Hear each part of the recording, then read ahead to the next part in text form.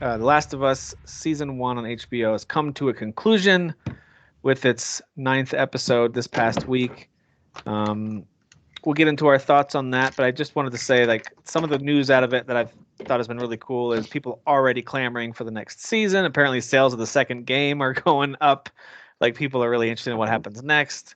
And so I love seeing that. There's already talk about, casting for major characters for next season. I've seen some really cool suggestions. Actresses I've never heard of for Abby I was like, oh, that'd be a great fit. I don't know who that is, but she'd be great. Yeah, there's one specifically that has the face, and there's one that has the face and kind of the build. Looks like she's really strong, like kind of built like a broad-shouldered. You're gonna have to get a buff girl for this. You have like some people mentioned like Florence Pugh, who's please don't get a Hollywood actress for this. Too big of a name. Get a no name and like essentially. And also get her a guard unit because people are gonna hate this lady. Like if you guys thought people hated Joffrey, just wait. Oh man! Wait. Yeah. That dude quit acting. She's gonna need to delete her social media for a few years or something. Like, I mean, the poor girl Laura Bailey, who just did her voice in the game, had to I know. Yeah. Exactly. So maybe get her like an onset. Maybe get like an onset therapist for her. Yeah. I do like Neil's response to him, like, "Hey, what are you gonna do about the backlash from the story of the first game?" He's like, "I don't care. I don't care about. I don't care about them. I don't care about them." Yeah.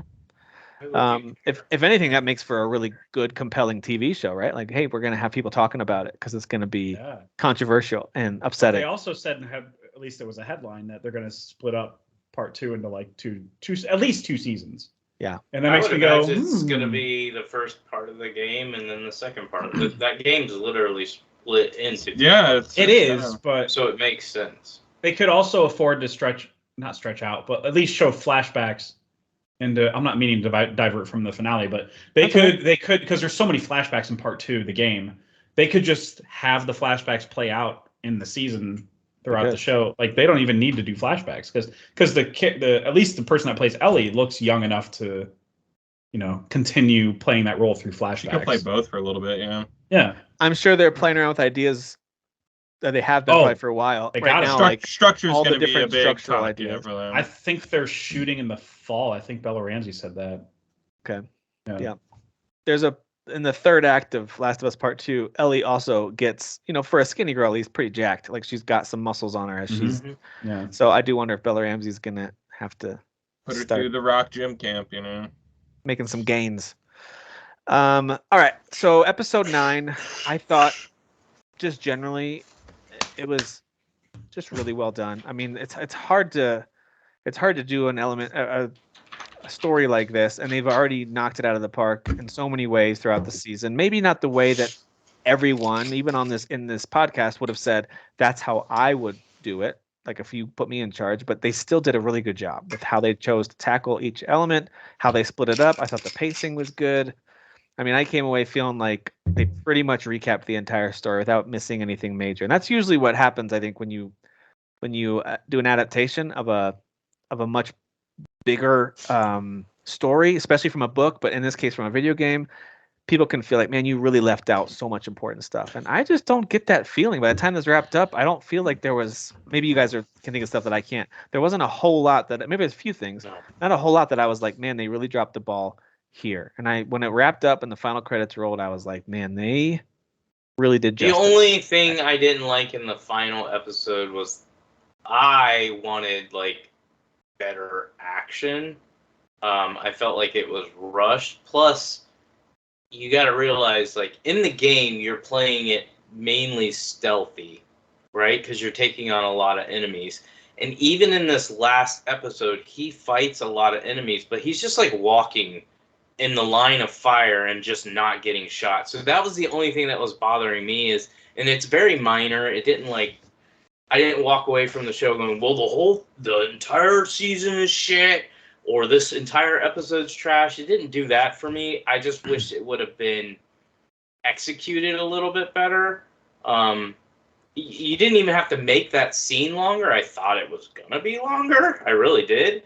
But I just feel like the way they shot it was very, like, old school 80s, like, Rambo, grab a gun and just go through shooting without taking any cover or taking any damage.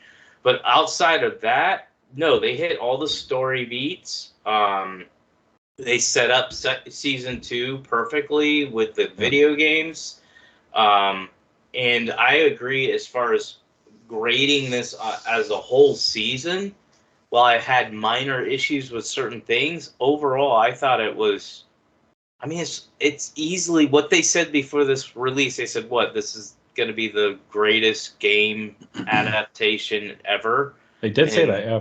And I know there was jokes like, "Well, that's a low bar," but even if it was a high bar, they hit it. They did a really good job. It's a really quality show. And again, you can nitpick stuff. Like I can be, like I said in the last episode about him walking through the halls and not taking cover and stuff like that. Or you could say there wasn't enough infected, or there wasn't enough combat. You can make like those complaints, and I'm not going to tell you you're dumb for it. I will say you're dumb if you say the show sucks because of it. Yeah. But like, I think overall they nailed the tone of the game. They expanded on some things. They had to cut some stuff, but they never missed any of the major story beats. Like I feel like if somebody watched that show and never played the video game, they would still understand everything that I understood about the video game. There would only be a few things that I could be like, well, you didn't really get to see the real Bill or something like that. Like maybe that, but other than that, no, they nailed everything. They also included a thing in the finale that when the scene was starting to happen, I was like, if somebody was on the couch with me, I would have been like, they're doing the scene. Like it happened early on in the episode. You know what I'm talking about. But there's a scene from the game that happens earlier in the story that they moved to the finale that I thought was actually really well done. Or did it happen in the same time frame? No, it happened in that same time frame. It was after David, because Ellie is in a funk and just can't snap out of it. That's what snaps her out of it. Joel has finally kind of just given into the fact that I love this girl. She's pretty much my daughter now. Like he's pretty much, and that happens in the game too. And then it's not until that scene. Well, it's not a big spoiler. There's a famous scene with a giraffe in the game that they put in the show. You're right. That's not a huge spoiler. I don't know why I'm dancing around that. It's okay. But so it's not like a major, but it's just a very sweet scene. And I thought they encapsulated what made it special in the game. I thought they really nailed it in the show. I thought they did a good job with that. Mm-hmm. I agree. That felt really straight from the game, Yeah, that was a great scene. And then like the fact that like Patrol caught them off guard, the way that they shot Patrol coming up on them, like in the background, and they're like out of focus because they were still chatting it up. Brilliant filmmaking. And Joel had just said one of the most moving lines in the whole thing when she said, "I guess time heals all wounds," and he said it wasn't time. And he's just looking at it. That one got me. And I was like, "Dang, what a good line! Like how well written that was." And then the look of on her face too, because she understands what he's saying immediately. It was just so understated, but so well done. There's a lot in the writing that's more like understood or implied things, kind of like Ellie saying okay. I mean, it's in the game too, but her saying okay is not just her saying okay. It's her going, "You're a liar." Yeah, and I'm gonna have to be with you. I'm choosing to go along with this, but exactly. Yeah, I'm gonna like this person needs to lie to me and have me in their life more than they need to tell me the truth. Like, so did you guys means, you guys feel like they did a better, worse, or same job in Joel's motivation to do what he did at the end? And did the impact of what he was doing actually hit you in the show any more or less? My thing is that I thought all of it was there and everything like that, but it's interesting because us gamers, when we played the game, it wasn't a cliffhanger, it was an ending. But in this, it's a cliffhanger. So people, I don't feel like people, not us, but people who are watching the story for the first time, get the same finality, that the first game gives you, because everyone knew there was going to be a second season. So whenever, Ellie does give her okay at the end, and like they go, and like even Neil Druckmann at the time, like, we're not making more games, like that was it. It felt like such a bittersweet ending. Like it just, there was a lot of weight to that, where you're just like, oh my god, are they ever like, is that a happily ever after? That obviously they're not walking into the sunset happy or anything like that.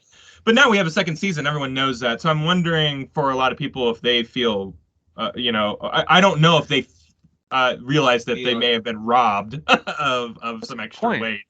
Yeah, That's true. But that's not our problem. Because I didn't know about. I mean, I didn't have my finger on the pulse of the industry at all, to the level that I think I do now. I don't know. But when they announced Last of Us Part 2 at E3, whatever year that was, I did not see that coming at all. Was not paying attention to rumors, anything like that. So, I hadn't even played the first game, but I was like as loud and like excited about it just because of how good that teaser was. Mm-hmm. And this whole idea of revisiting the world, and based on everything, like Kyle was my main gaming person at that point, and he was like, telling me how that story is like one of the best stories in gaming and stuff like that. So I was like, well, then that's exciting as hell they're doing a sequel. We've heard that story before. But like they've done that story. It's just a road. It's just a road and Walking Dead. Who cares? People who love The Road and Walking Dead. That's a lot of people. Now there's no surprise, and that is kind of a bummer for but TV works differently. Obviously, it's a different medium. So yeah. I can't, I can't. One thing I think they missed an opportunity, and I mentioned this last week. I was hoping that they would do something to establish the Fireflies a little more as like the humanity of them, and like make us care about them a little bit, which I still don't think they necessarily did outside of the one main Firefly disappeared character. after episode 2. And it kind of happens like that in the games too. That's what I was saying. This would have been a good opportunity to maybe add some layers of that, and they just still didn't, which is not a criticism. That's exactly it, Kyle. Like that. Like when I played the game, I remember going through there, and because I had already killed so many, humans and clickers throughout that entire game, doing that at the end. I'm not saying that I was like, yeah, this is fun. This doesn't mean anything. Like I was like, oh, this is kind of a big deal. But I think where they hit me in the gut, like it did in the second game when I went back and kind of saw it through someone else's eyes, and they kind of replayed it, and I was like, executed well there. Ooh, I see why that's a problem now. Like, yes. Yeah. See, I think the one thing they did improve in the show compared to the game is, in my opinion, I could be remembering it incorrectly, but when I played the first game at launch and beat it, I always saw Marlena as the enemy. I played Joel as the hero, and Marlena was the enemy. Them having the flashback scene in the beginning of this episode, good point, to show you that Marlena actually loves Ellie and cares about her just as much as you do, Joel. That put more weight on not only her decision. So you're really getting now two characters that care about this one individual about the same. I'm not going to say it's the exact same, but about the same. And one's willing to try to save humanity while the other one is more selfish. Whereas you didn't really feel that in the game. Only thing you felt is the question was, is Joel just selfish for what he did? And that's it. Not just that Marlena isn't she really isn't a villain. She's actually not a bad person at all. Yeah, as I listened to her explanation, and I don't know if they plucked that dialogue from the game directly, but when she explained what they plan to do, I was more accepting of the science behind that. And when she was like, in the show, she was a little sympathetic. But she was a little cold. She's more sympathetic. In the game, she's more cold. She's like, yeah. Well, the human actor gave us emotion while she was explaining it. She was tearing up and sad while explaining it. And the video game did a pretty good job of that, but humans. Yeah. And I feel like that's why she was kind of rushing through her lines to try to get the words out. Like it was an actor's choice in a good one, where she was like basically telling him this is the only way, and she was trying to be direct with him, because if she didn't, she would just lose it in front of him. Yeah, I definitely felt that in the performance. There was a lot of weight there. And I felt there was a lot of weight in Joel's scene, where it just like music took over and it didn't feel like it went muted, right? And you could only hear the very muted sound. And every time he killed someone, you saw the bullet hit the ground. Like it would zoom in. So like you actually got a body count for every person he killed, because you would see the bullet hit the ground, like in a very artistic way and another thing is that I felt that the weight there was bigger, because like as Derek was saying earlier, by the time you get to this moment in the game, you've killed 1,000 dudes and 100 what I mean? And in the show, he's killed like 12 people outside of that one situation in the city, you know, where obviously maybe killed like 12 in that city alone. But like you didn't see Joel kill, you didn't see kill Joel like 1,000 people in the show. So when he kills like 40 people at the end of this episode, it's kind of wild. You're like, what? All right, and cool, the fact that he's doing it so coldly and like almost nonchalantly, he's like his a mind is soldier made who up, has a mission, and yes, exactly, and his mind is made up, and he's numb to the pain that he's causing other people in that path. You almost don't, everything's just, like you said, everything's muted, so it's like he's disassociated from even that line, the way that he says the line to Marlene at the end. Ooh, yeah, that's cool. I was like, dude, he is just dead. Yeah, that was a good line. He delivered that line real well. I love when he walked over to her and he's like, "You'll just keep coming after." Yeah, it almost sounded a little robotic and like deliberate. Again, I'm not saying anything negative. Yeah, and like because he knew he had to pull the trigger, and like just to see her flop over dead, like it was just like, dude, this guy's morally speaking, he's gone. There's another not artistic, but another really well edited scene where he's trying to tell Ellie what happened. Like it's interrupted by the shot that he delivers, and like the story stops and the flashback kicks back in. I love that part. Shot. Yeah. And it's just really well edited, you know. And so so his story hesitates as he's remembering what he just did. And like, you know, he almost like chokes on his own like words and lie and story. It's just really well edited. I pointed this out. I might have been in a separate chat with Kyle, but I pointed out like how he paused for a minute in the elevator, and it almost felt like it was a moment of him going, "What am I doing? Am I going to do this for real?" And then as soon as he exited the elevator, he didn't ever doubt himself or step back or look back. Nothing. It was just he's committed to this. Because there was a brief moment of silence. Do you remember that part where he's like in the elevator and he's waiting for it? And it's like he looks to the side like he hesitates for a second. And I'm like, that's his humanity coming in. And then it disappears the minute he exits the elevator. He chooses no. Pedro is just doing so much acting with his face. It's just it's quality, man. This is quality stuff, this show. Yeah, I think they just did a good job start to finish on it. I overall really like the way they did it. And you're right, Derek, that's a good reminder that the connection they gave specifically Marlene to, by the way, Ashley Johnson making an appearance. She's awesome. She was great. That was great. It was so interesting hearing Ellie's voice groan while fighting a clicker or a runner. I thought that too, Kyle. Yeah. Yeah, I was like, oh my god, it's like a video game scene, you know, because she just sounded just like Ellie, you know. Yeah, exactly. So I thought that was really cool. Yeah, loved it. So I thought that you're right. That connection did add weight, at least to that final encounter. I still felt like it was basically soldier v soldier in the hospital. Like it didn't have the impact. Jeff, you mentioned last week, like almost like a mass shooting, like the terror and the horror of it. It didn't have that vibe to me. It was like a soldier who just happens to be better than all these other soldiers. That's how it felt.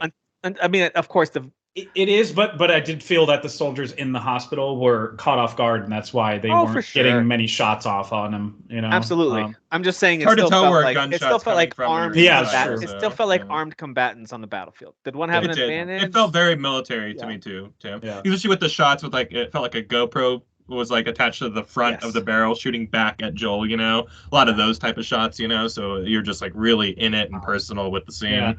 Really, really great choices made. A lot of lingering on dead bodies after he shoots them. It kind of personalizes that that's a human being, you know? Even the doctor, then you saw his brains, and it's like, Jesus. Like, oh my God, man. Neil and I forget the guy's name, the Chernobyl guy, they said that they wanted every death to feel like at no point were you supposed to ever forget that these were humans, which the game kind of does a good job too, when you're choking out people and they're grabbing at you. Especially in the second game when they're always like, Bruce, where are you, Bruce? Where'd you go? Did you kill my dog, you bitch? It gets a little too real, and the show I think captures on that at the best that it can without like diving too much into video gaminess. Right. So before we close out with headlines, we have a lot of them, so it's not like we're closing the show soon. But before we do that, predictions for how they will split up the story of the second game. Derek, what do you think? What do you think is going to be? I just think they're going to split the game. They'll find a spot to kind of like. The way they split it in the game, there's like there's a clear split at the theater in the game. Yes. That's a great split too. Yeah, that's what I would. And it cuts. That's what I would want, but what I think they're gonna do, and I'm not gonna spoil anything here, just in case people haven't played the second game or whatever. But like what I think they're gonna do is the moment that everyone hates, that's gonna be the end of the first season. Oh, okay. That could be. That would make Like sense that too, because the you problem have with to. cutting it after the theater Like the is weapon coming down and then like it's credits. because Yeah, after the exactly, theater, yeah. it's almost just like you're getting just a act 3 basically. Like that's most of the game and story is behind you by the time you get to that theater moment. Mhm, But yeah, mhm. that's true. But you You have go to to the see West like Coast. I mean, Abby went through an even worse hell than Ellie So ever yeah, did. maybe they could I open mean, up the like, West Coast storyline, right, and really dig into that more because we kind Yeah. of had a time jump there, right, at the very Right. end of the second game. So there could be that. there could be that. I'm predicting that they are gonna show us the stuff that happened in flashbacks, with the exception being the final flashback from part 2 of the game, because that is so much more meaningful with Ellie being where she's at. Yeah. You know, and then her I reliving that. Started my third playthrough of the second game, but I Mhm. think I'm going to. I don't know when I will, but I By the want way, to jump into it soon. How great is that opening where he's telling Tommy about, like, that opening is so great, where he's telling Tommy about the truth of what happened. At And the like, beginning of the game. yeah, and I'm like, Yeah. yeah, make that the beginning of the episode, season 2. But at the same time, I'm like, but you have all these flashbacks, like them going to that space museum, and like, I don't know, man. I really think they could do the flashbacks as like episodes and just have clickers be threats, or maybe they encounter wolves along the way, or that whistling group sometimes. You know, they don't have to be introduced right when Ellie's on a warpath. You know, they don't have to be. So That's true. I mean, I would think, like, I would want them to stick to how they did the game because I know. Dude, I It's a did good too. cut. I think it's a good cut. Yeah. yeah, But I also could see how, like, the thing I respect about Neil is he does a really good job of doing what he wants to do, which is usually the opposite of what we think he should do, right. while still giving us what we didn't know we wanted. Right. So what I'm trying to say is I think I'm stating the obvious, whereas Neil will look at it and go, that's the obvious way to do the show for season 2 and 3. I'm not going to do that. So Yeah, he's I actually could see him not pivoting. going to do what I think it is. He's going to do something else. But for me, that's what I think they should do. I'm also looking forward to what other ideas that Craig Mazin has because that guy's a brilliant storyteller in his own right. And Yeah. I loved their story they told about how when he went to Neil about the character of Sam with Henry and Sam, and he said, I think we should make him deaf. And here's why. And I remember that according to them, Neil's response to him was, "You MFer." And at first, I mean, Troy Baker was interviewing them, and he was like, "You didn't like it?" And he was like, "No, I was so mad that he thought of it because it's such a good idea." So like, I would have done it. I wish I would have thought of that. Yeah. And then it made for better television, like it made for a better visual medium with gave Ellie them their writing own notes little secret and, like, language and all that stuff. Yeah. And worked like out at the well. end where it's like, I'm sorry, and it's a different type of heartbreak. You don't get the I'm sorry without that character being deaf. Exactly. You know, like exactly. So it was good job dropping the ball, Neil Druckmann, on the first game. Yeah, you suck. Everyone was right about you. It just makes me excited that these guys are going to keep working together on season 2, and I'm looking forward to more things like that where they're like, we're going to take what you know and we're going to tell you that story, but we're going to give it some twists and some they're lights definitely going to change things. Twist it up, yeah. I think there's nothing about the foundation that'll change, but maybe how we get there or little things along the way will. Kind of on the fence on, like, I feel like season 2 will start with Abby's POV. Like, something in my gut is telling me it's going to start at the hospital on that day. Oh, it could. I just feel like it would be better TV. Like, and then you'd be like, it could, but then... And then you don't show her again until the finale or something. In the game, the encounter was so shocking. At least it to me, was. It was because I feel like y'all heard of me. Like that was like a huge, unsettling moment. So there's a lot, like you said with the flashbacks too. It makes sense for them to go in chronological order, but the flashbacks were so effective. So like who knows, man? Who knows? Yeah. It's their problem. Yeah. I don't think when they make this will be the last thing I say about it. When they make this, I don't think they're going to make it for us gamers who know the story and know the twist. I hope they don't. Yeah. I think Joel's